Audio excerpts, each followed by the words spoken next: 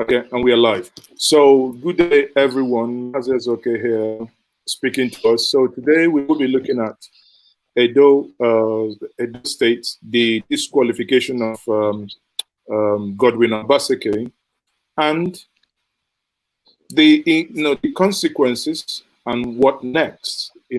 Are there lessons to be learned from what has happened in Edo State?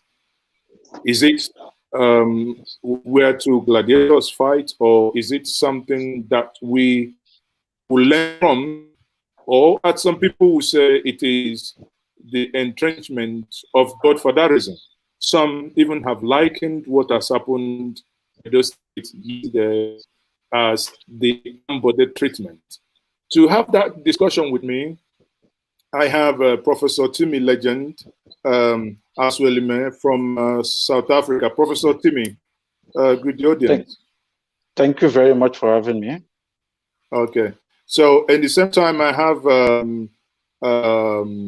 Elder Osime Udehulu. Elder. Thank you very much for having me. Okay, thank you. So, we're still waiting on one participant to come. Now, the question that is in the lips of everybody is, what is the reason why Obaseki was, refused to contest? Some people, or what we saw yesterday, is that the notion that, yes, his certificate wasn't entirely right. There was a mistake where they said Obaseki without an I, and the other one, Obaseki.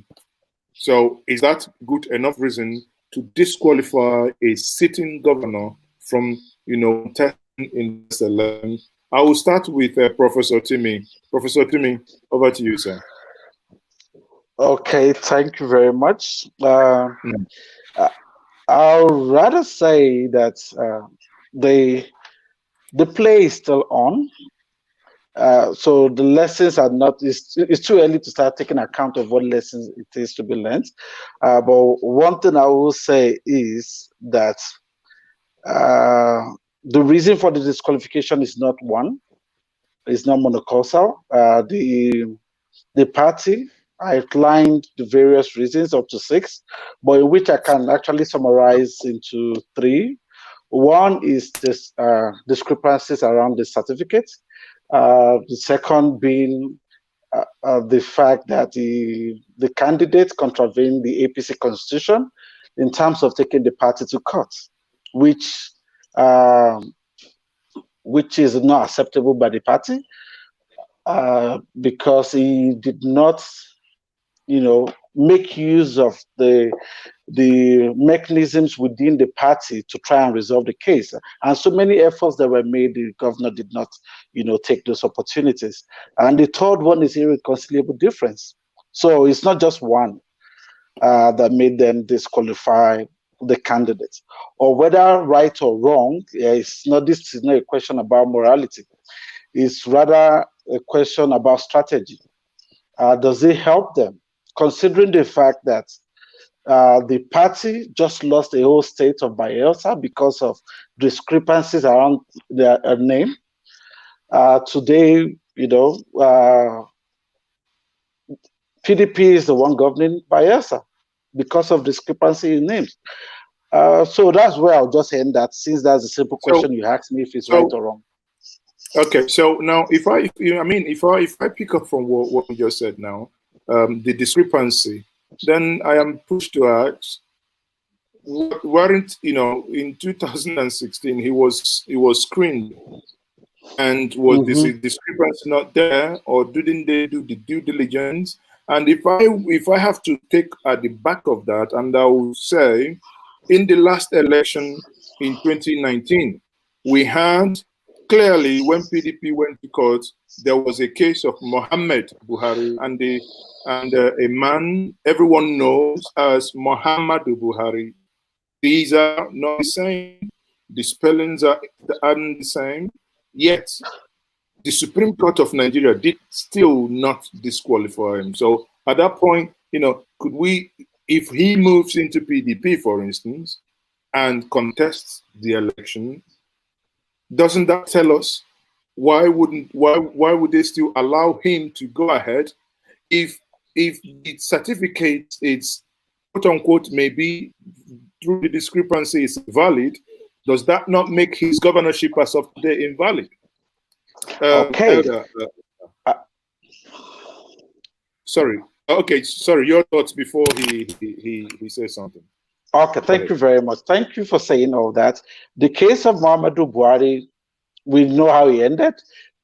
Remember, the last case that came at the governorship level, the most recent one, was also a Supreme Court judgment led by Justice Odili, in which he announced that the governorship, despite APC winning the governorship, the most recent precedent says for discrepancy in name, APC cannot be a governor because the deputy had a discrepancy in his name.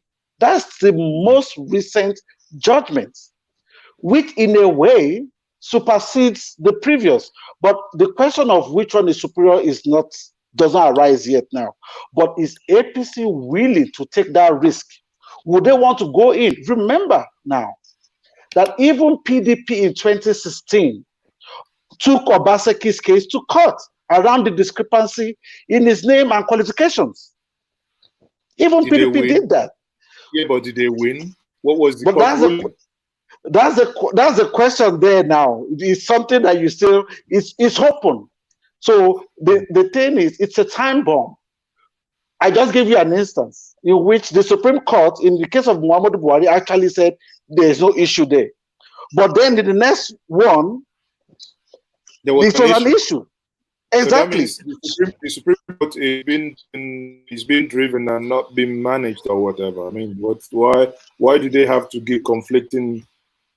That's a question everyone ended. You know, it was taken for review. APC decided to take it for review, and yet it didn't. It amounted to not. In fact, APC was fined for bringing the case back for review. APC was also trying to point to them that, remember the case of Aliyu Oshomole. It didn't matter. Remember the case of Muhammadu Buhari. It didn't matter. So why is Leon the governorship candidate in Bayelsa now going another way? But remember, that's the most recent judgment of the Supreme Court. So would APC, in terms of strategy, be willing to take that risk again, understanding the fact that PDP is already aware? Because there's now a recent case, a recent precedent, in which Justice Mary Odili have already said, along with the other justices, that because of this discrepancy in this governorship election in terms of name and stuff, the election went to the second party that came as a runner-up. So that is there. It's about strategy and risk taking. They took the risk in 2016. They got away with it. But in this case, because of the precedent, it's not worth it. But I also need to say this. That is not the only reason. That's not the only reason. But that is the main reason. The other reason can be, probably ignored or maybe I beg to disagree. I beg to disagree on that. That is not the only reason, and that cannot be the main reason. We watched the explanation in which they gave. They didn't specify on any main reason. Maybe the media is only focusing on a particular one as the main reason. It's not the main reason. There is also the fact that the governor consistently was taking the party to court. While taking the party to court, leaders of the party, they cautioned the governor, said this is not the right thing to do. All attempts to bring him to a discussion table was futile. And that is why one of the reasons why they also had to end this relationship is irreconcilable differences.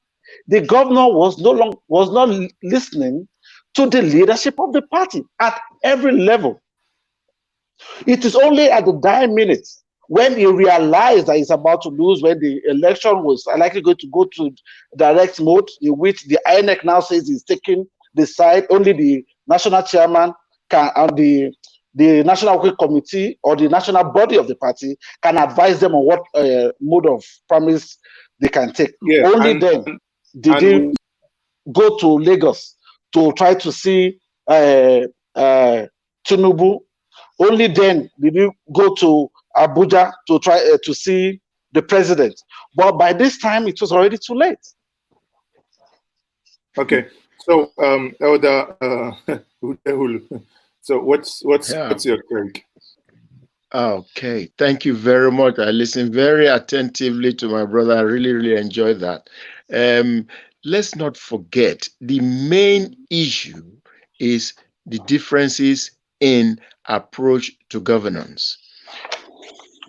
That alone is what brought about them now trying. At the other side, I'm saying the national chairman trying his best to undermine. When he was the governor, no one dare challenge his method of managing the government. But because he helped the current governor to become the governor, he had his knee on his throat. He will not let the man breathe. He wants his ways. He have to impose. So the man was just finding governance difficult. Now he waited for a long while. This is the best opportunity for him now. Is Obaseki, as if it's a name, it's a Benin name which can be spelled. If someone has made a mistake in putting I somewhere, does it sound like a Hausa name, or sound like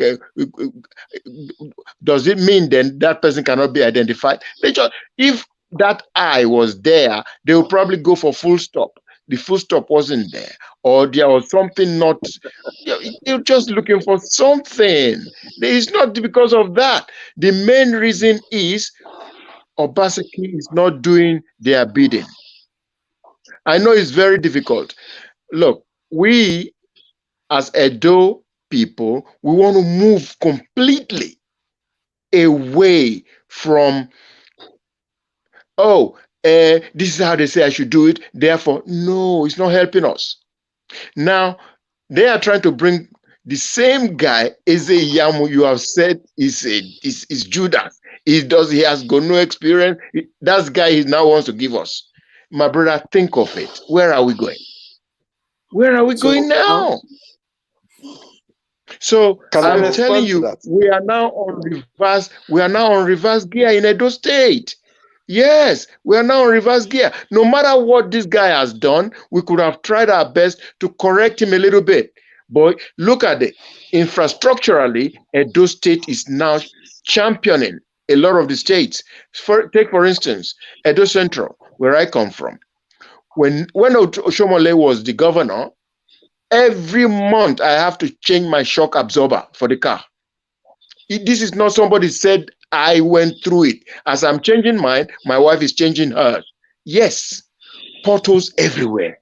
The man did not even look back, but he's busy building himself mansions with 2 swimming pools, golf course. Governor, your people are unemployed. Hospitals we cannot find. Clinics we cannot find. No, this is governance. This is what we are saying. We have to move away from all this. We need to now move and say, we're not going to be saying, oh, Supreme Court said this, Supreme Court said that, and whatever. Let us come together and save our state. If not, well, I don't want to say what I feel is going to be happening when they're pushing Eze Yamo now to get in there. But this guy, hopefully, if PDP will let him in and move in that direction, we will all go and become PDP. I was never PDP. I hate PDP. For this reason, we are ready. All the APC banners, we're going to rip it to bits. I'm sorry to say. Wow. Wow.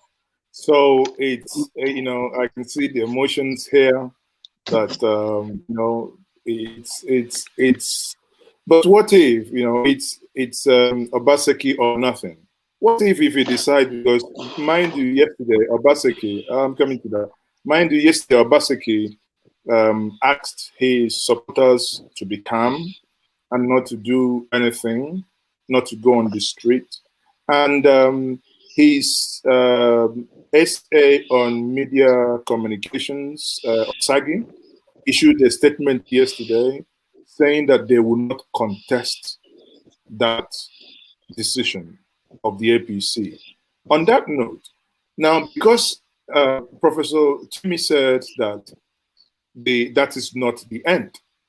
Now, with that press release that he authorized, that means with Obaseki and APC, with governorship of Edo 2020, that's it. There is no way, there is nothing else that will, unless he goes out of the party. So, Timmy, I can see you're smiling. So, I've actually tried to get the question. If you're asking questions, okay. I'm trying to get so now the question is, okay, yeah, the question is, in view of all these things that we have outlined, because even when Udehulu was saying something, you say we needed to respond. Okay, so I don't know if you need to respond in terms of the good things the governor has done. Okay, in the first instance, I think it's totally wrong. If you wanted to talk about when portals was the order of the day in Edo State, you can be talking about the previous government before Oshomole came. It is a known fact that Oshomole was actually fixing all the roads in Edo State. It's a known fact. Even from the beginning, once you are entering through all Ugbowo, Oshomole is the one that turned that road into a massive up to 6-lane whatever, in which you can enter through Benin. Oshomole was doing serious work in terms of infrastructure development. Oshomole is the one that built that massive hospital, with which 75% completed in terms of 100% complete in terms of building, 75% complete in terms of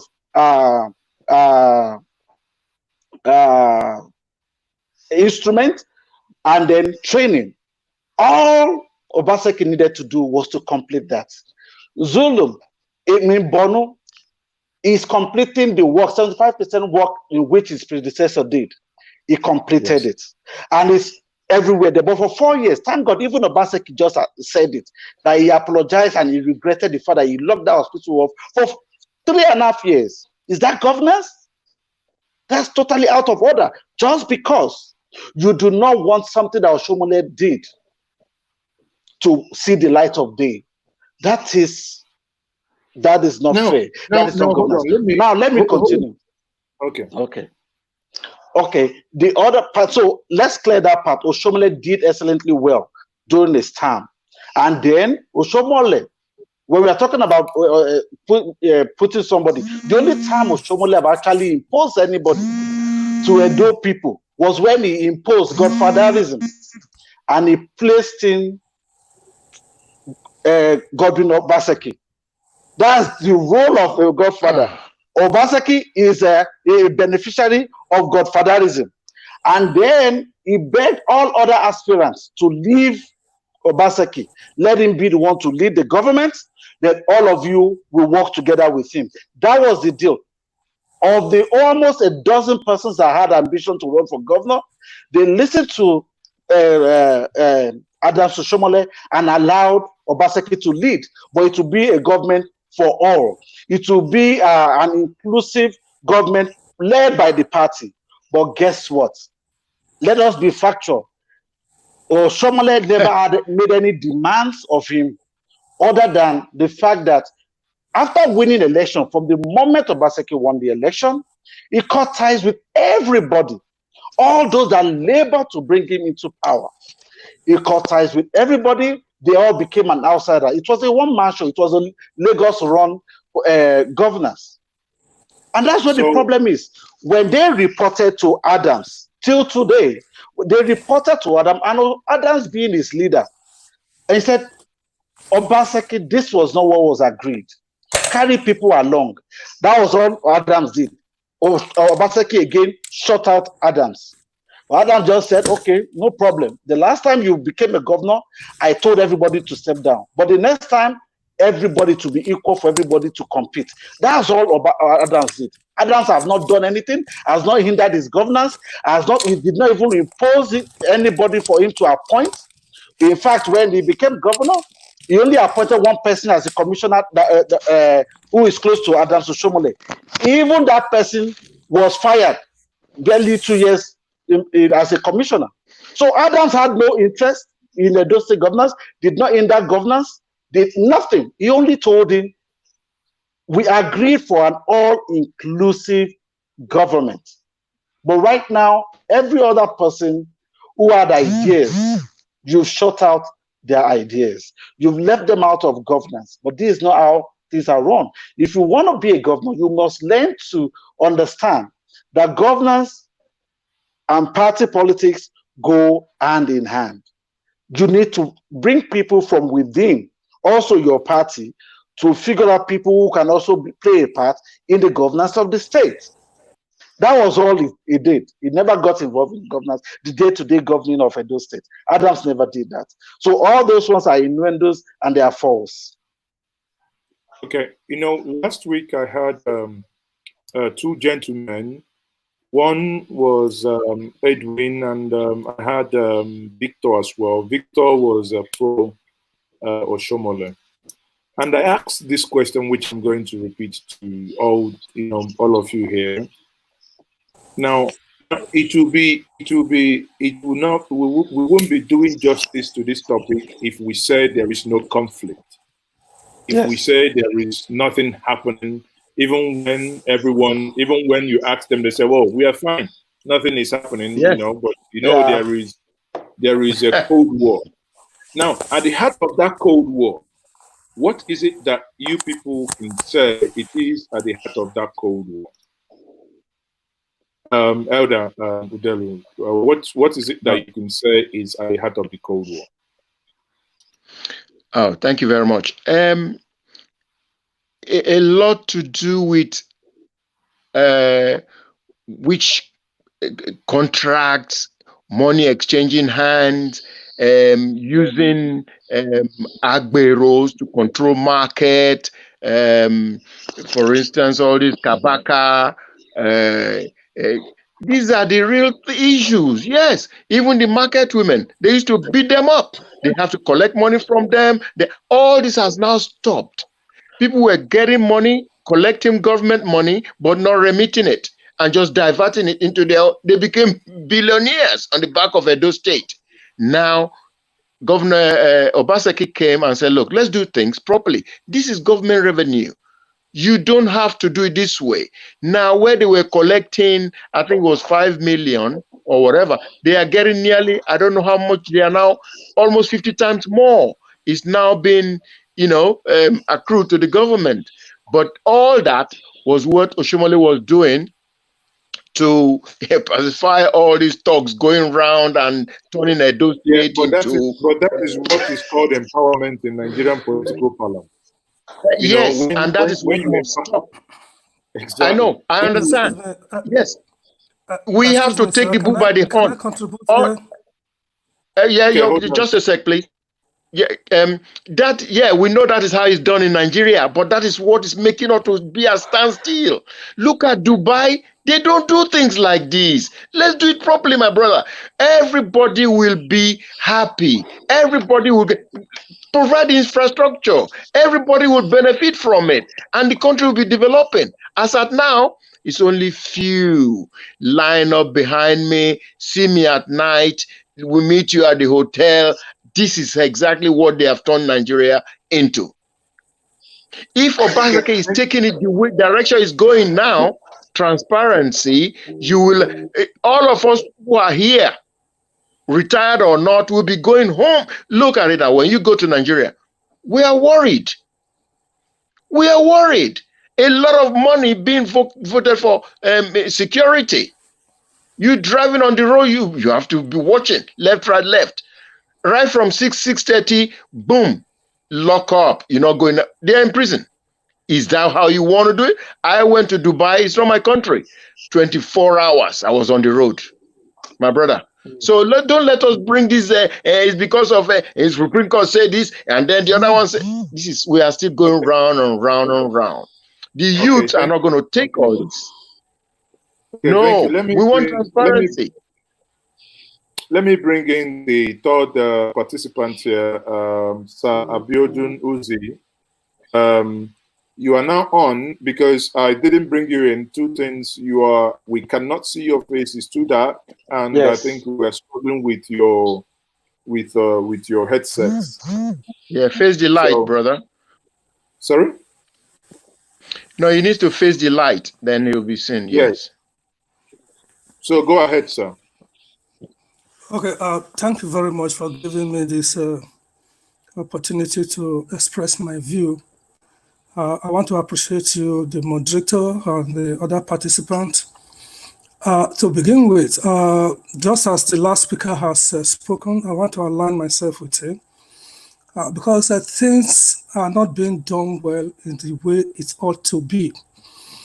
You see, most of our politicians, they come to the US here to come and learn how things are done.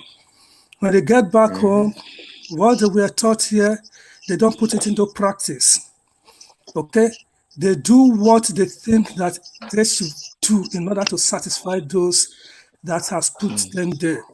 Yeah, we quite appreciate that there should be a kind of godfatherism, because without that, maybe things may not be able to work out well as a developing country like us in Nigeria. But again, suffice it to say that the money we are talking about now, that is the Commonwealth of Dolite, we should use it. Somebody should come up and use it prudently.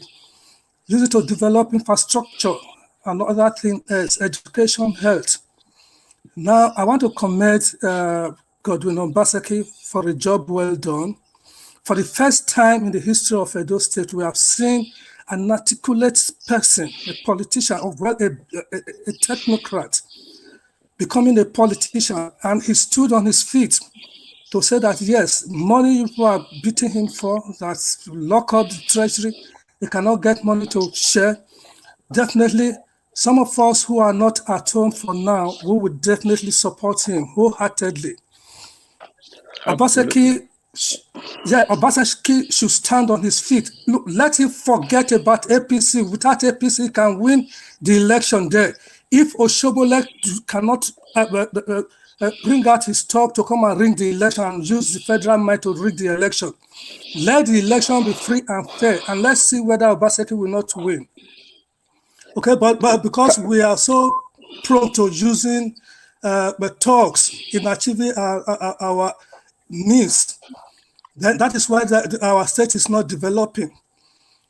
Apart from Professor Ambrose Ale of blessed memory, Ogbemudia, I don't even see, together with Comrade Oshomole, who actually did well. I must commend him no matter what. But again, Oshomole should have been able to settle his differences with Obaseki. Call Obaseki, look, you are my son. Let's resolve this thing. Do not allow the third person to come and break our relationship. But because those politicians who says that when Oshomole was right there in government house, Oshomole will invite them and give them money and give them food. These are the type of people we don't want in that place. And I wish it is possible that we place calls on such people so that the ancestors and all those... Let's not go to, let's not get out of order, so that thank you very much for your input. Now let's get traction here. The initial question, okay, the question, let's get traction. The question I asked was, what do we think led to it? Now, I gave the floor to Mr. Osime, who alluded to the fact that, revenue collection and stuff like that. Now, and that tallies to the last conversation we had, even when someone from Oshomole's camp, Mr. Victor, said, yes, it is true, but the only thing is, and he put back a poser, which is, if when people work for you during the election to ensure that you get elected, how do you compensate them for those who are not well lettered? Meaning, you give them parts, you give them motor parts to collect money, Now, when they collect this money, it apparently doesn't come back to state coffers. Maybe something happened. So it became clear. Now, but one thing, in as much as that is an allegation, one thing is very clear. I have not, and I cannot pin my hand to. If we have seen videos, Obaseki, Oshomole praising Obaseki to high heavens, that he's been working in the last 7.5 years of his administration, that he brought in a lot of technocrats, he brought in a lot of processes, that the whole master plan that he's working on is designed by Obaseki, and he praised him in high heavens. Now you ask yourself, if someone praised you in high heavens, campaigned for you, you won the election, suddenly what we heard was that on the hospital, that these equipment in the hospital they were hired from Lagos, which has been denied, by the way, and I must take that as well. Now, in all this, Professor, what do you think? Because it does not make sense to me. What is it that is in the heart of this conflict? Let me respond to that quickly. You asked them the question. They've had the opportunity to say one or two things, even though they didn't really focus on the issue. The real issue is this. Number one, I think one error we keep making is to try to demonize Adams Oshomole, to try to say it's Obaseki and Oshomole. The issue Obaseki has his issues, his problems are self-inflicted. They are self-inflicted.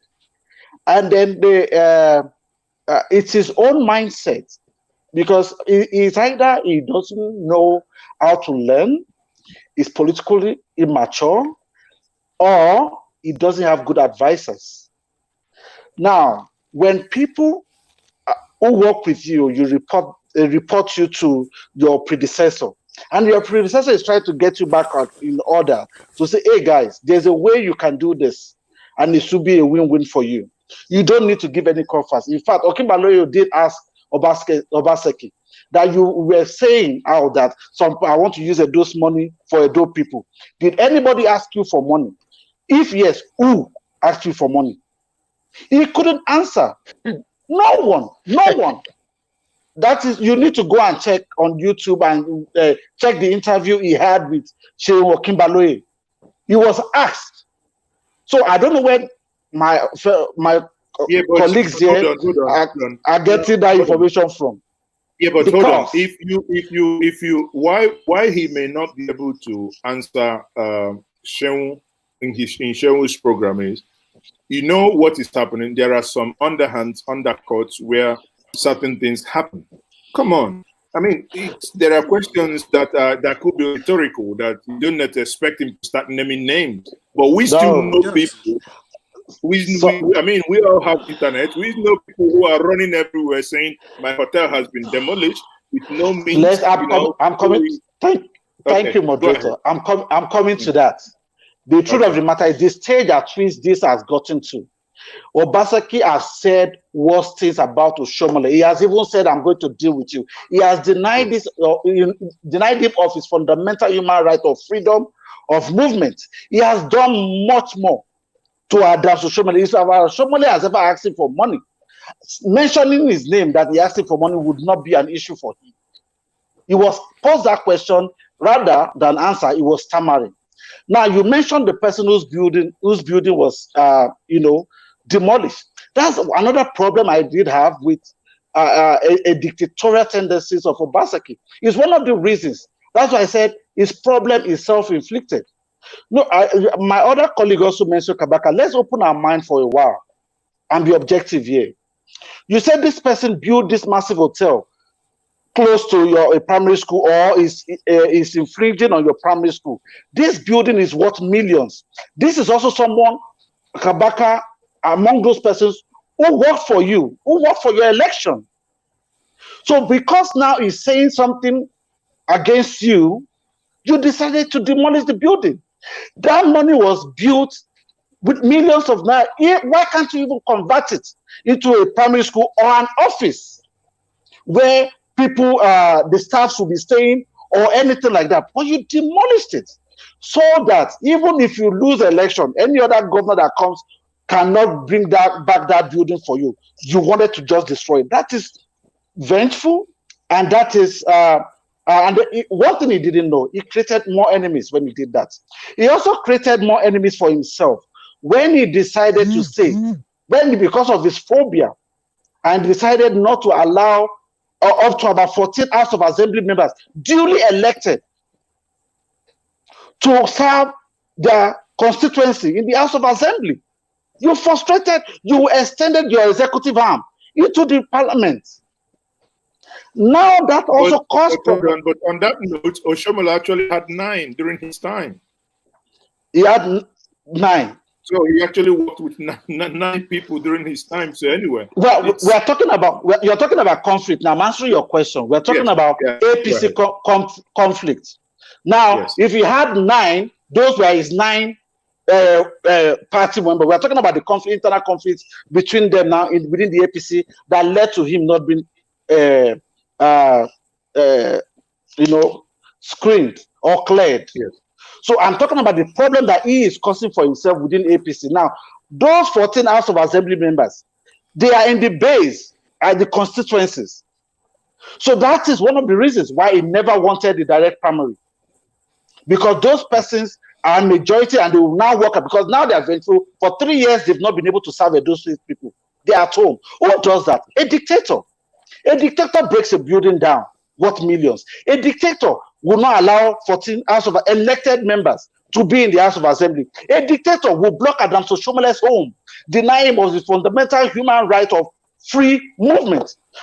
Obaseki, with all these dictatorial tendencies, I have never said anything against his ability to govern, to do certain infrastructures, which is actually building on what Oshiomhole has done. I've never had any problem with that. But we're talking about the political problem he created for himself. You understand now? And then before you can move into governance, it starts first from party politics. You don't destroy your ladders. And then you now imagine someone gave him a strategy. Don't worry about the base. All you need to do, employ hundreds of SSAs who will eventually become your direct, who will become your delegates when you want to do your indirect primary. But sadly, Oshiomhole could see that, and the other contestants could see that he's employed SSAs not to perform anything, but for them to, in their various wards, in 192 wards, to become the delegates. And then they complain to the national body that they want the people of Edo State to be the one to decide, not these 122 or 200 SSAs that can easily be manipulated with money, or will just do their master's bidding because they're already SSAs and part of the government. That's where the issues are. And then at the time when all these things were happening, you asked one fundamental question. My other colleague that from the US said something, that Oshiomhole should have called him to what is happening, my son. Oshiomhole did that. Oshiomhole did that. But Obaseki threw him off. He did. In the initial, he said, your people are complaining. You are the governor. But these people at the background, they are complaining that you're not moving anybody along. All of them left their ambition for you. That's all Adams Oshiomhole asked him. And from that point henceforth, he blocked, and I think Adams Oshiomhole also said something that if you don't move these people along, don't forget your second time is coming. So that's where his antenna stood. And they said, okay, you guys, you think you can move him from second term? He started doing all that. From his own fear, he thought that the 14 assembly members that were elected are going to remove him. There's never a sign, there's nowhere anybody said they were going to impeach him. Now you are afraid of being impeached.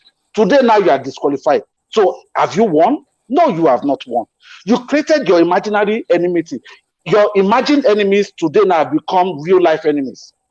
But we work, I'm telling you this. I'm telling you this. I also much of the floor. Okay. Hold on. Okay. Yeah, the moderators just summarize your thought, please. Okay. Summarize your thought, please. Okay. Basically, what I'm trying to say is this: the enmity. Oshiomhole was never an enemy to Obaseki. Number one, Oshiomhole didn't put Obaseki because he wants to control Obaseki.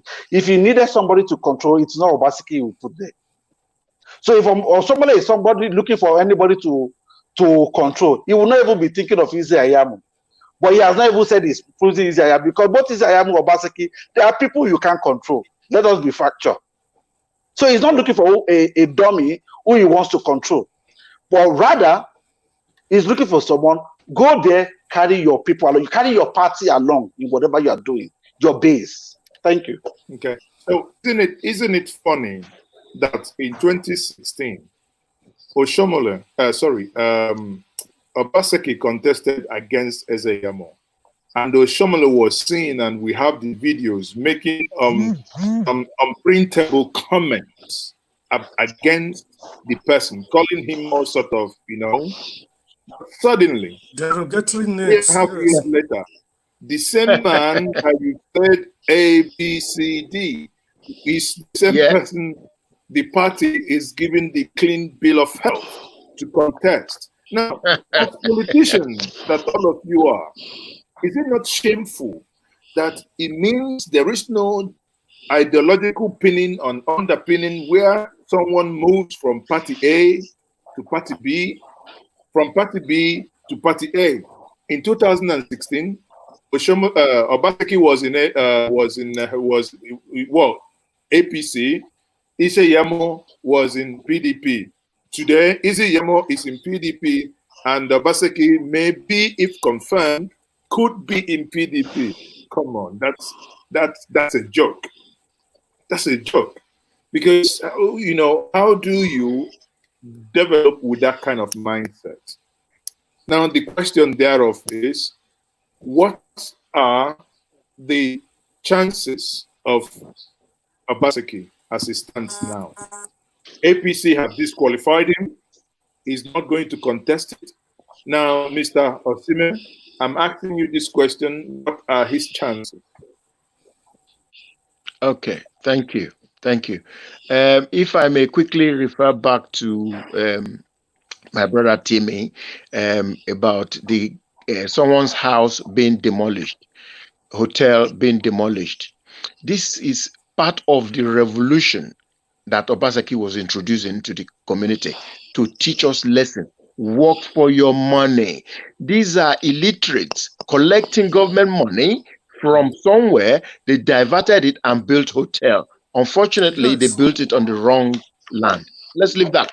That is the fact. I'm telling you, they cannot be allowed. This is what Oshomole was promoting, my brother. We can't.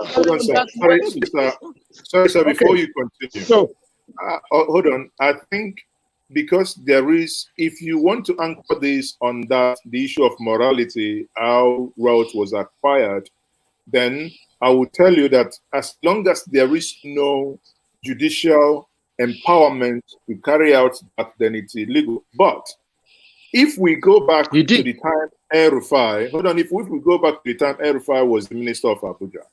Now, and you say these structures there are illegal. It doesn't matter if they worth 20 trillion. Illegal structure, obstructing, XYZ, then they were taken down. The same, if it's the same logic and argument that Kabaka's hotel is in a place that has nothing to do with hotel, or a place that has nothing to do with high-rise building, 2, 3, 4, 5-story buildings, then that it has to come down, maybe it becomes a better argument. I mean, that's my view on that. Then go on, sir. Okay. So then he did the right thing. We all have to learn at some point. He cannot even account for the money he used in building that hotel. Anyway, that aside. If our governor Obaseki, has a chance, because he is now known. He's well known now. He has established himself. I was saying earlier the role and the transformation he implemented in Edo Central. My brother Timmy was saying to me, Oshomole has built A to Z road. I don't think so. I was there. I was not told. I was there. I was not told. My eyes couldn't tell me lies. Those of us who use their eyes to see things that is good and deny that it didn't exist, I pray to them to ask for forgiveness. I drove on that road everywhere. During Oshomole, we saw what we experienced. Nobody can tell me that. We know what we experienced. And when Obaseki came, within 2 years, Edo Central roads are now like European roads. Thank you, Obaseki. Anyway, in terms of survival of Obaseki, if PDP is smart, they should just suck him in quickly, give him all the necessary tools, and let him continue with the development. Because on the other hand, we're gonna have in APC now, reverse gear, monkeys have taken over. You will now see it's gonna be like Babangida's type of government. That's what we're gonna be getting now. So what you're saying is what you're saying is you're advising Obaseki to do an Okoroka methodology where he would, shift and get away from them. They don't want to hear. They want to learn. They want to suck the money. And that will bring me to the initial argument why he was disqualified. If PDP is aware that if the certificate has crooked leg, right? Yes. Quote unquote. Yes. Do you think PDP, in your words, will suck him in, knowing that it can be unless they are not going in to win?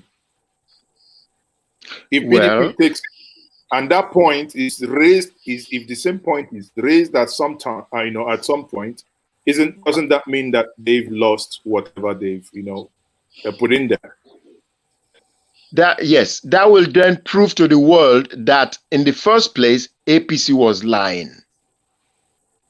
Yes, if PDP could take in Obaseki the same way they used Obaseki in the first term, nothing has changed, no new certificate, everything went through. He's going to take exactly the same certificate and go to PDP, where he'll be absorbed, respected, and supported. That's all that's going to happen. And APC. As an APC member, are you people not?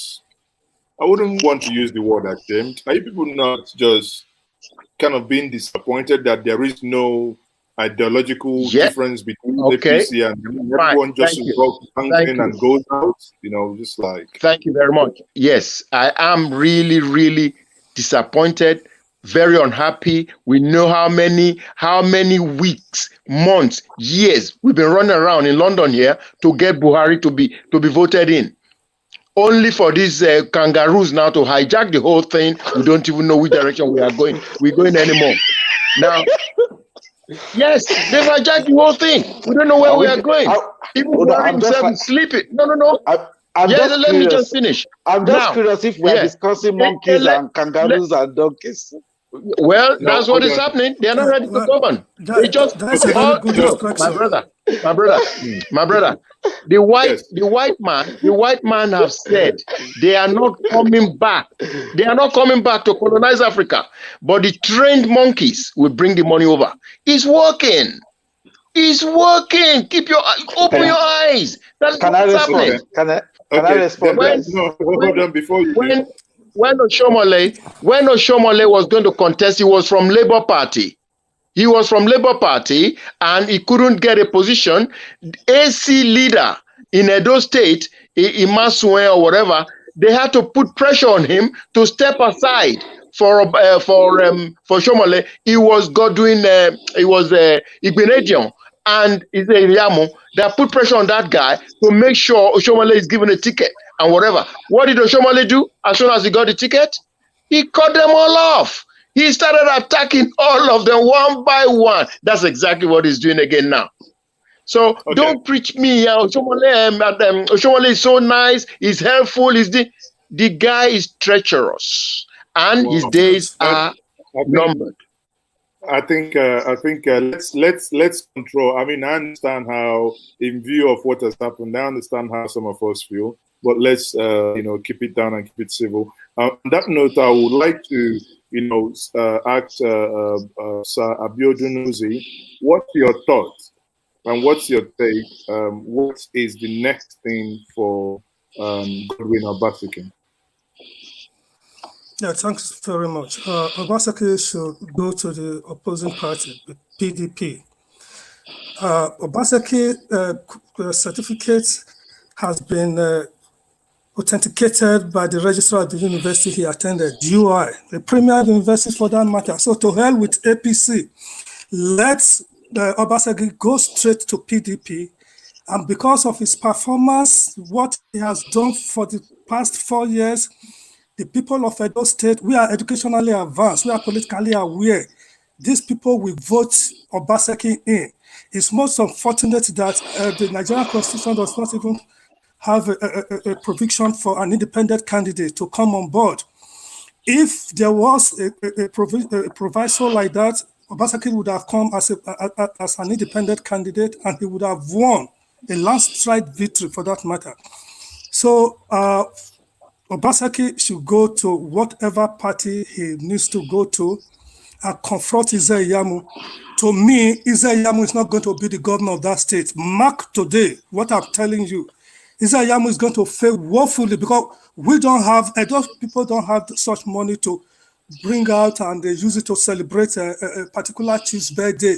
I recall the other time when the particular chief was celebrating his birthday, he remarked and said that, yes, by next year when I become the governor of this state, I will celebrate your birthday. How can somebody like that be talking a thing like that? It's uncalled for. So you have asked me a question, I've answered this question. I mean, objectively, Obaseki should go and contest under any political platform because he has performed well, creditably well. Obaseki will come back. Thank you very much. Then there is this slogan. Before I come to you, Professor Timi Legend, there is this slogan that Edo is not Lagos. I believe most of you must have heard that. Edo is not Lagos. That brings me to the next question. What is the role of Lagos or Bola Ahmed Tinubu in all this conflict? Professor, here. Before you go into that, I would have loved to actually quickly respond to the initial question you asked. Just go ahead. Go ahead, then you can come back. Okay, thank you. I just want to start by saying that this very Friday, hold on. You know, I said what are his chances and what next? So make sure you're giving him a hint, not coming as an opponent and just give him a direction that he can go and jump in. No, I don't do that. You know, by my level of engagement, I don't do that. Okay, but what I will say is by this Friday, the power of Ikubesi was actually liquidated. The liquidation day starts today. Neither was it exogenous. It was self-inflicted and it's been unraveling over time due to phobia, political immaturity, and incorrigible tendencies of the governor. You see these things that I've mentioned, he's still going to take it to wherever he's going. Now, starting from him moving as the option to move to PDP, we all need to know one thing. PDP have done, nomination form has closed. Screening, they've done their screening. So the PDP is actually closed. Now, as of today, it's a record. Obaseki is not yet in PDP. And even if he goes into the PDP have already said it. He's not going to get an automatic ticket. He still needs to now, for him to even enter the ballot or to even join the primaries at all, the National Working Committee of PDP at the national level will have to give him a waiver. So there's still a huge block for him over there. So the core PDP people. It's not any possibility for PDP if they think they have a big fish in their car. That's what I'm saying. That the National Working Committee needs to give him a waiver. So that's why I mentioned that possibility. You understand? So, but we know how that works because there's also some politics that comes around there. Number one, the only reason they want him to come is they hope. That's why I started with the power of Ikubesi. That has been liquidated in a way. They've seen how he's been thrown out of APC. They are wondering if he has such an influence. So the next thing he can actually bring is money. Is the National Working Committee of PDP, do they think he has the money to give them? People, the governor of Rivers State, do they consider Edo having money enough for them to now dislodge their own candidate for him? So I'm just bringing the two incentives. The first incentive is power of Ikubesi, which has been demystified. The second one is how much is he bringing? Does he have enough to impress Wike and the likes? To say, oh, let him bring the money. I will give him the waiver. He can impress Edo State PDP, but can he impress the national body? That's another question. I'm just saying some of these things. So the third option for him, really, because if he goes into PDP and then two of the candidates in PDP have already said they are not going to step down for him. There are three. They might be saying that for the proper negotiation to happen. Maybe, maybe not. So, but that is that. So even if he goes there and he doesn't get the automatic ticket, then that's double failure for him, and he doesn't get that ticket. So the third option is to look for another party, one of the little parties, which actually doesn't have structure in Edo State. And some of my colleagues here speaking here in UK and in US, they're not going to go into that word to go and man the word for him. Those other parties have no structure. The only two parties that exist in Edo State is one and half. It's APC and half PDP. One APC, half PDP. Because majority of PDP people also right now are moving en masse to APC. Now that they are sure now Obaseki is not contesting, as of today, the newly appointed APC deputy chair, Jaren Tenebe, just welcomed 200 people, 2,000 PDP members, led by one Sonny Ekpeson, a former PDP chieftain, into APC in Esako East local government. Mass movement today. And this thing is going to be happening. And do not forget, I do not want to speak about the candidates of APC currently now, the other five, because we've not decided, even though people are mentioning Isayamu or this and that, APC have not decided. Those persons are going to slug it out at the direct primaries before we know who is going to be the candidate. So, but the idea that Obaseki is no longer in APC, a lot of PDP people are following Isayamu into APC. Remember, Isayamu has over 70% of PDP base in Edo State. So they are not just following the party, they are following Isayamu. And it's coming. PDP in Edo State is almost dead. So, and they are moving to this. So even if he goes to PDP, he's just going to meet a peace there, most likely. Meet a few persons and some international, very vocal international observers like my colleagues here. So it appears you have already written him off that the odds that are against him are too much insurmountable. A lot, brother. A lot. The odds against him right now, because if he could not build a base while he was in APC and a governor for 3 years, he doesn't have a political base even till now. He only has some supporters. So do you think he can do that when he moves to any other party? And that's why you don't toy with your political base. Whether they are good or they are bad. So basically, we can comfortably say that Obaseki has been given another Ambode treatment. That means Lagos can go back again. So what is the connection of what is happening to him with Lagos? I said something. That's why I said people didn't advise him well early enough. Because the moment he pitched, his followers started saying, Edo is not Lagos. They already pitched him against the powers that be. The foundation of APC is Lagos. I don't want to mention Tinubu. I don't want to mention any of that. But you are basically saying we don't care about them. And he also, in attitude, he demonstrated that. Because I don't want to mention him, but you see those leaders, they tried to reach out to him, even when he was taking the party to court. When he also wanted to kill or somebody by removing him, he sponsored it. They were trying to caution him. He didn't listen. When they were calling him, he didn't pick calls. So he burned those bridges rather than build the bridges in case he will need it. Now that it's burnt, he only realized it a week or 2 weeks ago to try to go and rebuild it. By this time, it was already too late. Now, when you now say Edo is not Lagos, one thing I will always tell people, Edo, EDO, Eko, EKO, the same father connects both of them, Oduduwa. Edo is Lagos. And the policy, the affinity between Edo and Lagos is so massive that people do not understand. It's so massive, the connection between Edo and Lagos, politically, culturally, and in many ways. is connected. He should have learned from Ambode. And it was also political immaturity and naivety for him to start taking on everybody in his first term. I'm speaking from a political scientist point of view. I have not said to you that I hate Obaseki. I have not said to you that Obaseki have not done well here and there. But I've just said to you that he has done this wrong and he has been naive in this aspect, and which is now causing his own downfall. Even the worst enemy. Okay. Even the worst. Okay. To forgive is divine. Okay. So now we had Lagos, we have Edo, and it appears the same thing is trying to play out in Ondo. In the next couple of, if care is not taken. Now, is that actually not telling?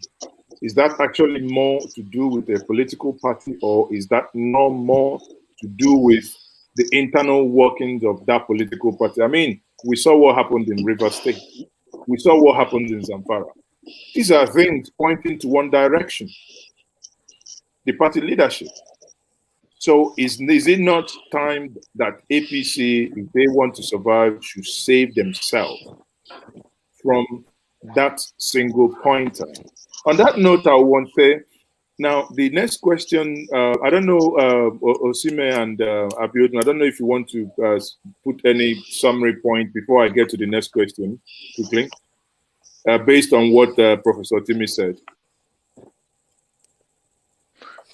Yes, please. Whether Edo is not Lagos, I think it does not have any bearing with Edo people. We are an individual. I mean, we are a state of our own, and for that reason, what is up to Lagos cannot be obtainable in Edo State. We are politically aware and politically advanced as a state.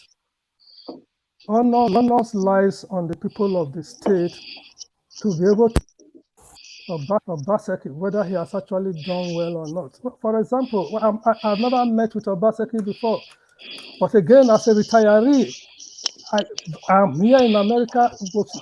I've been paid my retirement benefit on a monthly basis.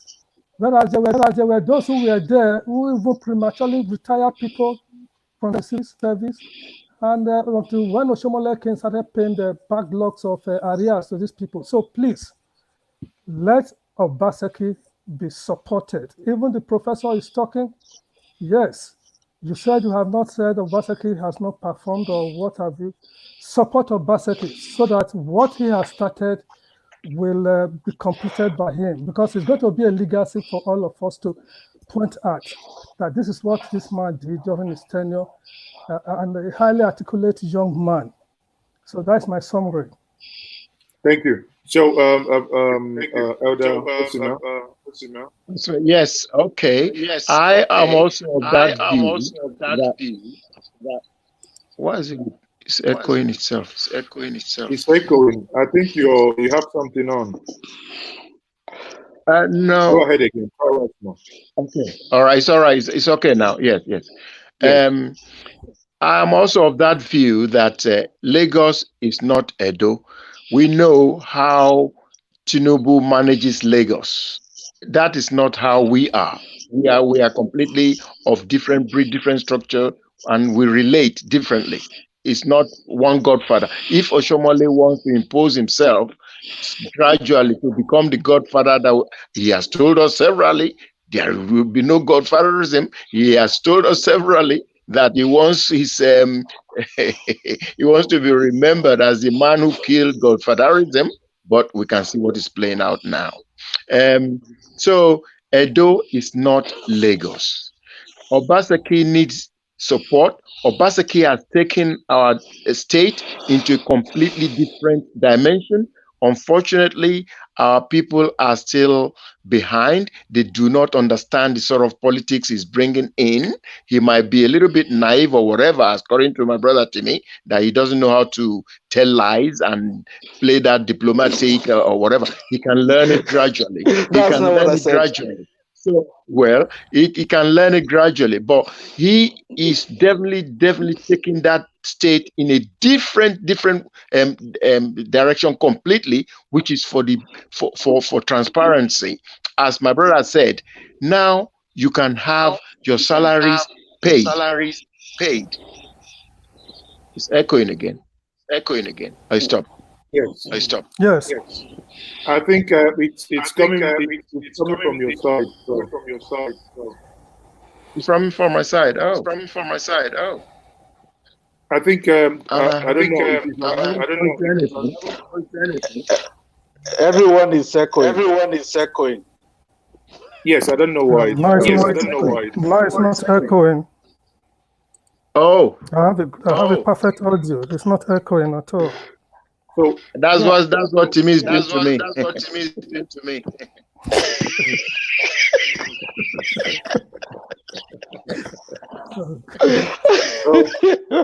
So it's Timmy's fault now.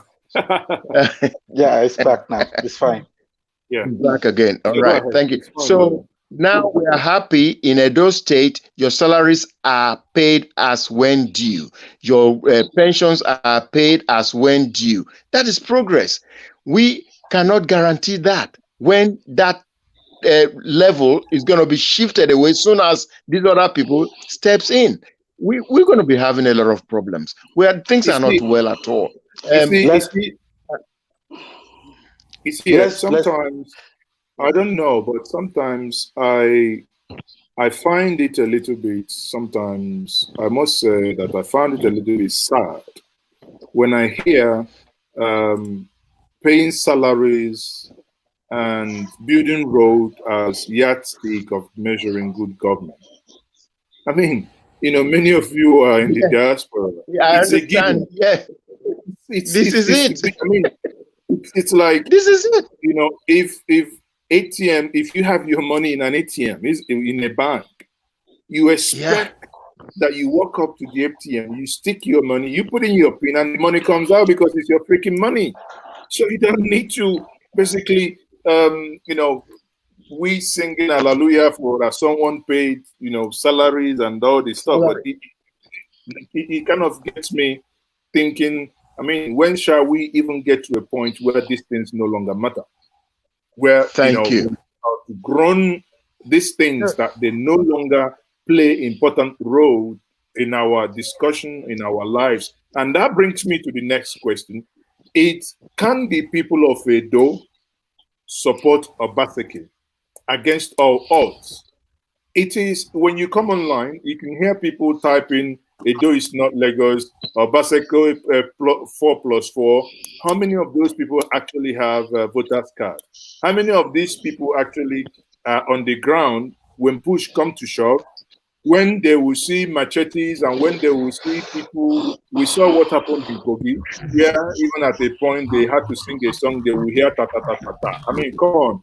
When they hear that ta ta ta ta ta, how many of the people on ground could actually stand after voting and stand for the man that they are routing for? The question again, once more, can the people actually wait? Can the people actually vote for the man they are routing for? Sir, can I quickly jump into that? I don't know if that question is right, because Edo State have a lot of candidates currently. Okay. Sorry, go ahead. Noise. There's a noise. Yes, okay, I've muted him. Go ahead, I've muted him. Number one, I don't think if it's right to take that question. There's no way we will take it to talk about one candidate, because there's no agreement that one candidate is what is best for Edo State. Okay, so there are a lot of people who are contesting, so every one of them needs to come forward and present their proposal. Now, in 2016, even I supported Obaseki. Okay, I in fact went to Edo State to support Obaseki. I went to Edo State to vote for Obaseki. I was a delegate that was in the selection of Obaseki.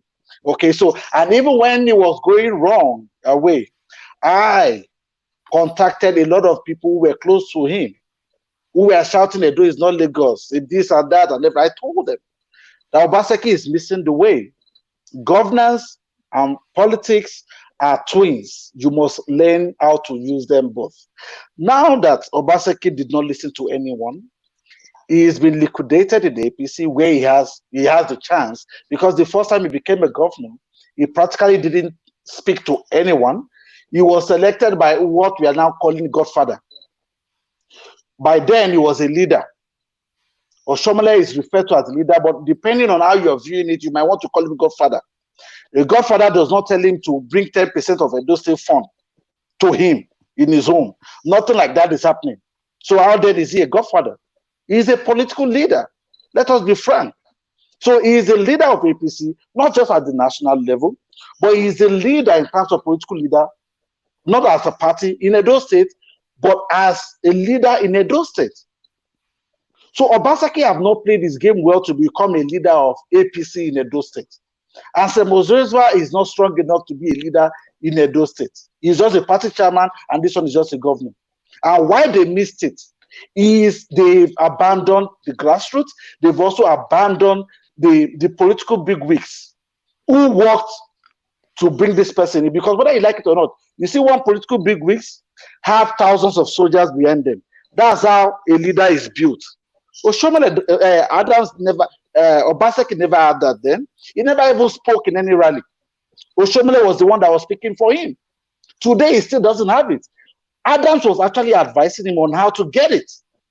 Carry them along so that you become their leader. But he didn't understand what Adams was telling him. He felt Adam was interfering. So now, I don't want to entertain that question to say that what can we now do to support? Can we just support Obaseki? No. There are a lot of candidates that are coming. Edo is not dull enough that we don't have enough candidates.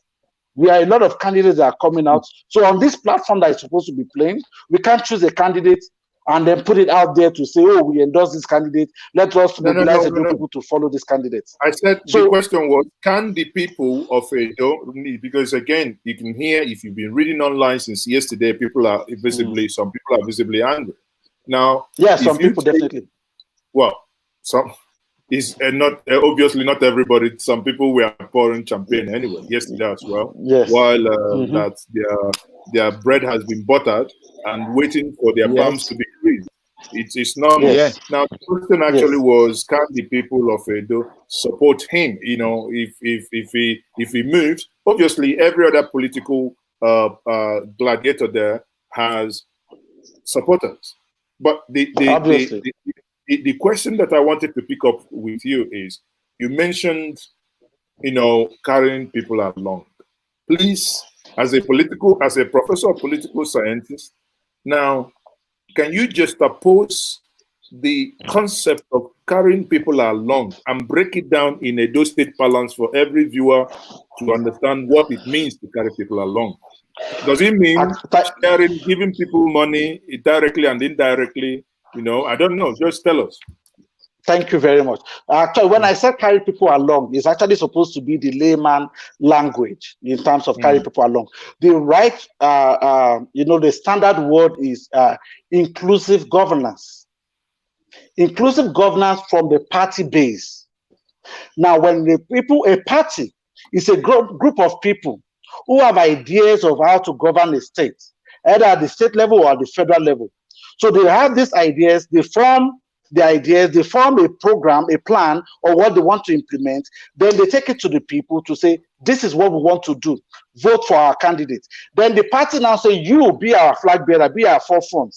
Then that's who now becomes governor or the president, who is supposed to implement the program of the party. You understand now? The governor does not stand alone. The governor implements the program of the party that is collectively agreed at the party level. So the party must feed into governance. But that is where Obaseki missed it. He just felt, oh, I'll build this road, I'll build this. No, you need input from the party. That's inclusive governance. That's what we, but when you now talk about carry people, some people just think it's about money. No, it's about everyone. Now, of the people that wanted to contest, They are not small. They are not small persons. They are bigwigs too. They are captains of their own industry in their own right. But the leader of the state then, Adams Oshomole, told them, please guys, leave it for this man. Let him be the one to be at the forefront. All of you will be carried along. All of you will be included in the governance of the state. That was the agreement they reached. So now, he flouted that agreement. The moment he took the key to Osadebe Avenue, he flouted that agreement, he started doing solo. It's fine, do it solo.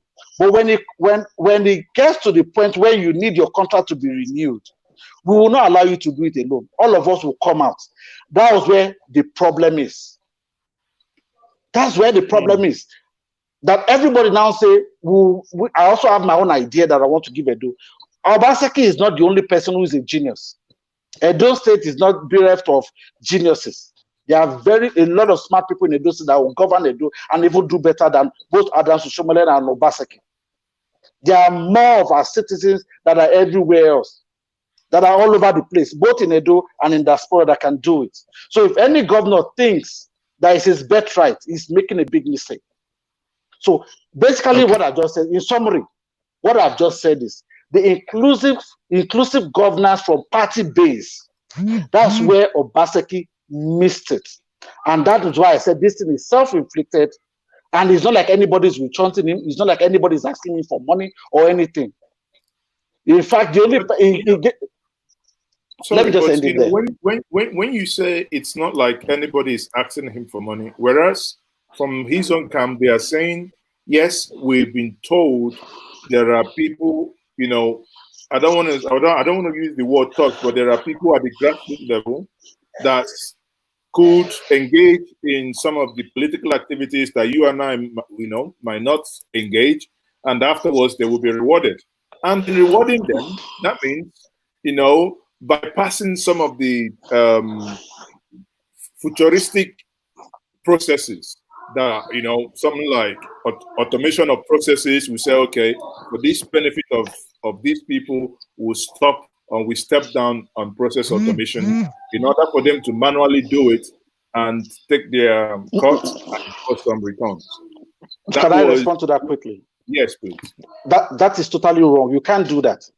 Exactly, but that was what was said here, and the person saying it is, he said that that's part of the reason, and because he is equally involved. Let me tell you this, that is false. Why did I say it's false? Because they were not even involved in the first place. They were not even given any audience in the first place, not to talk of saying that they know about a certain project that they wanted or anything. Nothing like that. They were not even close to Osadebe Avenue. They were never even allowed. They even pick a lot of people's calls. Yeah, but how did you know? But they were collecting revenues before he stopped and he decided to do it differently. No, that one has no problem. No, that one has no problem. If it's about Agbero or anything, we're fine with that. But the contention between him, that the seeming contention between him or Adams or anybody has nothing to do with that. That one may have affected somebody like Kabaka or another person. That's the whole issue with that. You understand? I personally, I feel that the way Agbero is run in Nigeria can be better. But they are the ones that control the grassroots. No, it's not just. Not exactly. Even that person, because you are now using one person now. I don't want to individualize it. You understand? No. I'm just saying they are. I'm using they. I mean, it's multiple. So it's not the only person. No. Let's take it from when we're talking about the political base itself. Yes. It's not necessarily that one individual who is an Agbero. That if we are doing that, we are belittling our level of discourse. What we're talking about, what I'm saying is this, that the actual people, the people who came together, the political leaders, Kabaka is not among those that came to discuss and decide that we are going for Obaseki. He's not among them. He's not in that. Kabaka cannot. He's not a learned person. You understand what I'm saying? We are talking about generals. We are talking about medical doctors. We are talking about top professionals who have established themselves in the industry that wanted to become governors. That's what we are talking about. We're talking about dozens and dozens of them, but not those ones. When we are fingering that is we are distracting for the main issue. You understand what I'm saying now? So you came as an outsider. Obaseki was brought in as an outsider. I was rewarded for something he didn't labor for, given the governorship slot without fighting for it. And that is one of the reasons why he abused it. The same thing with Ambode in Lagos. That's why we are saying there's similarity between both. Ambode was also rewarded with that position, and he abused it. He also did not do inclusive governance. He just went about doing his own thing. And that is why he also paid for it. So when Ambode happened, that was where Obaseki should have learned a lesson to immediately self-correct. He should have immediately said, okay, what's happening here? If this can happen to this guy, let me quickly do this and correct myself. You need to also learn from, there's something called peer review. Learn from what is happening elsewhere to self-correct. But he didn't do that. But people urged him on to start fighting. He didn't need to fight. In politics, there's conflict and there's conflict resolution. So when there were conflicts and it was degenerating to something, you should have self-correct and look for mechanism, conflict resolution mechanism in which he can reconcile with his political base. Ondo State, Akeredolu you mentioned,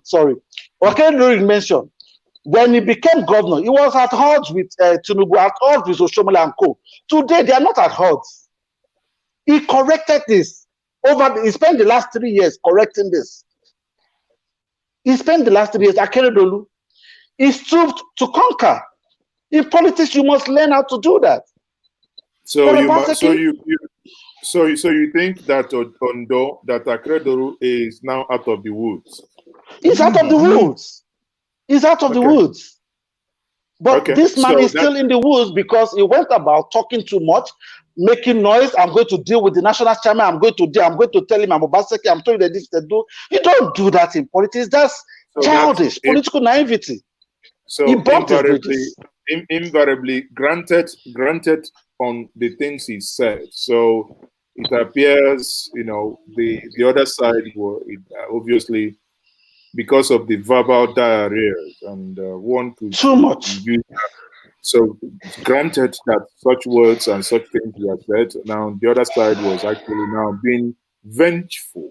That is the right thing to say. That, that's deductive analysis, simple. Okay, he said these things, he acted this way. Someone equally reacted in equal measure and stopped him at that point. So, Elder Osime, I think you're... Yes. Oh, thank you. Thank you very much for letting me in. I've been listening to my brother Timmy, and I can see look, my brother, we have been going this direction for over 50 years. Can you see where we are at? And you are still saying, you're bringing in all the theories of plot this graph, do it like that, conflict resolution. Look, this is all paperwork. When you want to lead a state, you must have an idea in your head which direction you want to take your state. There will be people who will be willing to work with you, and there will be a lot who have different agendas. This is what this man has experienced. This is what he has experienced. This is what has been happening to him. They were hoping that there would be continuity of Oshomole style in government house, big boxes over the weekend, Naira, you take yours. That is not governance. You can say, oh, but when our current governor, Obaseki, got in there, he knew straight away, before getting in there, he was part of it. Oshomole said it. This man has been part of me for so long. He supported me for so long. But the man is different. He's scientific. He's sharp edge. He knew exactly which direction he wants to transform Edo State. He doesn't want that continuity. That's what some of these professors, doctors, whatever, still do not understand. Obaseki is not about let's start distributing money. No, let's have structures. Let's have social services. Right. Look, we are saying people are paying, just a minute, people are paying salary. We say, hey, well done. Just for paying salary. This is where Oshomole left us. He was owing salary. He was owing pension. This is where we're at. By now, I don't think everybody in their home. That's not correct. Actually, that's not correct. Oshomole paid salary. What do you mean? What paid that's not correct? Paid everything. He wasn't owing. He did not. He did not. He did not. Come on. And also, when he got into government, he found contracts that he renegotiated a lot of contracts. Contract for about 250 million. He said, "No, I can't pay it. Let's re-evaluate and bring up the different estimates." He adjusted everything. All these people got angry. They did the work, but the amount of money that was on top of it, he creamed it off. This is state money. That is also not true. That's not exactly true. What annoyed. All these people we're talking about were not even in government. We're not even in government. Just a minute, please. Just a minute, please. That's exactly what has been annoying people. That free flow money. That the man is saying, no, this is public money. Let's control it. They come to America, they live in Canada, they go back to their own country. It's like they have not been out. How come we have social security system in this country? Even in Dubai, the children born there now having social security systems. Can you see somebody building himself 2 swimming pools, whereas all the workers have not even a roof on their head? Timmy, how do you see to that? Is that that's what it's called governance? How do I see to that? If you want us to complain about there's a lot of things that are wrong with Edo or Nigeria or Africa, we won't finish. But that's not what we're discussing here today. We are discussing what has happened yesterday, and we're trying to put everything in context, I believe. Exactly. So, gentlemen, you see, when I look back and I read some of the things people write, and as regards to why the governor, quote unquote, was stopped, because we see all these things happening. We know there are greater things behind the scene. So it will be fair to say he was stopped, full stop, and he was stopped. Now, if we look at the things that's happened, and some people believe that he was doing some reforms, and some other believe that he stopped some undercuts, some things happening that weren't right. And the accumulation of the whole thing led to the point where he was stopped. Yes, granted that some of the things he said didn't help him, but doesn't that worry us?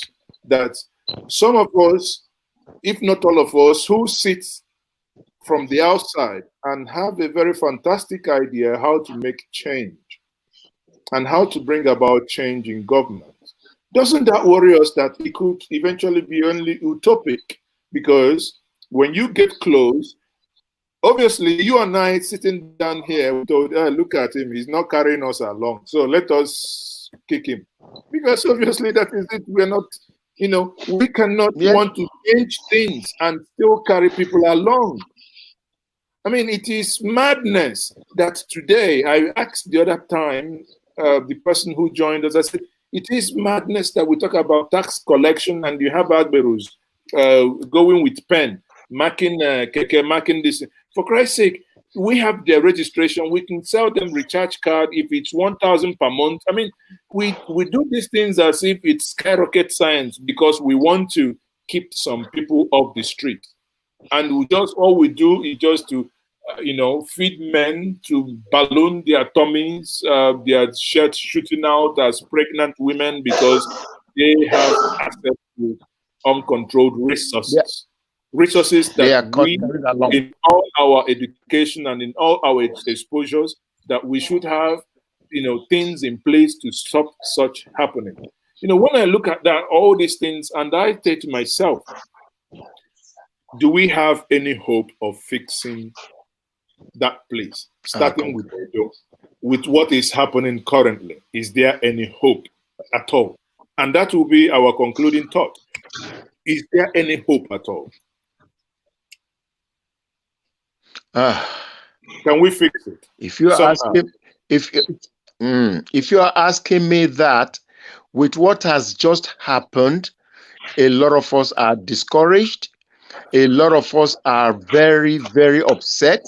A lot of us it's like you've seen the truth and you decided to just kick out the truth and you want to replace the truth with fictitious ways which we've been experiencing in the past. We want to see changes. You want to see a woman who is roasting corn round on the streets, which is very common, getting help from government. They don't even know there is government.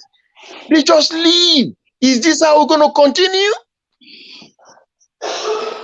Anyway. And you say there is government, but at the same time, you will see few people, 2 Mercedes-Benz, 3 Mercedes-Benz on a road filled with so much potholes. He doesn't mind. He's driving it. And he said, oh, yes, we are in charge. That's no governance. They are laughing at us. Thank you. It's unbelievable. I think it's a fine place to leave it. Thank you very much. And Professor, your concluding thoughts, basically. Okay. The last thing that I just said now has nothing to do with, we're talking about the state of affairs in the state or in the country. It has nothing to do with the subject of what happened yesterday, because what happened yesterday is a totally internal party affairs in which a party decides who should lead their party, who should be their party flag bearer. The party sets its criteria for lifting its, for who to lift this flag. You know, the ticket belongs to the party, and it is within the purview of the party to determine the fitness of its standard bearer. So that has to do with politics, and anybody can be a governor for any party. No governor is better than any other person. So the hope, we'll just hope, is that the thing we'll just have to hope that the party, all parties, select persons who has capability to deliver in governance, at the same time implement in an orderly fashion programs of the party. Because if you have different governments that come in without following a party set agenda, which is more long-term, there's also a problem. Because if one governor comes and spends 8 years, he moves the state this way. When he leaves, another government comes and wants to do what I like, he moves the government this way. You find out that the state actually, it feels as if it's developing. It's going to be stagnant. It's going to be moving forward and back, left and center. That's where the problem with Ambode was. There's a blueprint for a Lagos state, a massive plan towards the next 50 years. I've got it. I've got the blueprint. But then from Tinubu, Fashola and co, they've been following that blueprint. And you see, Lagos is expanding. The plan is clear-cut. You know what is coming here in the next 15 years and everything. But we didn't have that in Edo.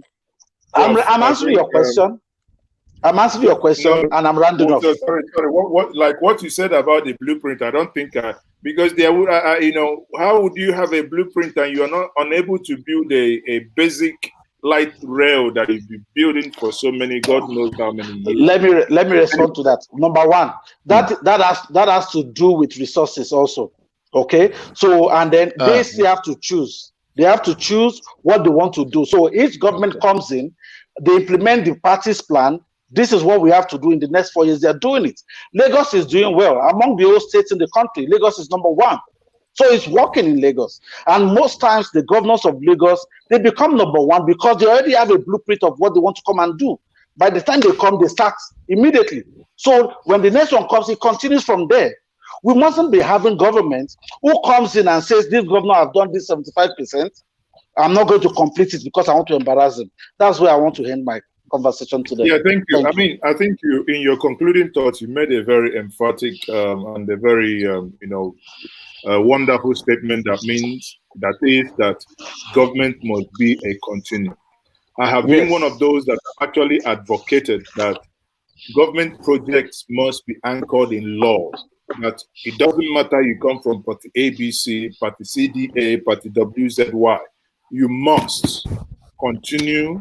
If the previous governor from party A stopped this road and that road was supposed to be 10 kilometers and they stopped at 6.1, you must continue with the timeline. that is the only way we can get. I mean, some of us here go to the bar. You come into the bar. Anytime you fly into the bar, it's a continuous construction. You know, you come in 2 years later, you come back, you almost get lost because everything you thought you knew before is almost brand new. So you know, it's somehow, I don't know, but somehow we must begin to get it right. But I don't equally know if, you know, doing things the way we currently do it, honestly, I believe that's not going to lead us to to getting it right. But we will keep pushing. That is the thing. You know, we won't give up at the end of the day. We have options. Some of you in the diaspora, you could you've got option to take your pension and stay back, and you know, but some bearing the heat, there is no option. We must keep pushing. And gentlemen, I think you went out for a while. On that note, I would say, gentlemen, thank you very much for joining me this evening. The conversation continues, and all the people watching at the same time, thank you for all your fantastic contributions. Some of them will push them on the screen, and some of them, you know, will basically read your questions. And hopefully next time we will find more time that we can take your calls and entertain your questions. Thank you once more for joining us. I remain Mazezoke. Thank you, and have a wonderful evening.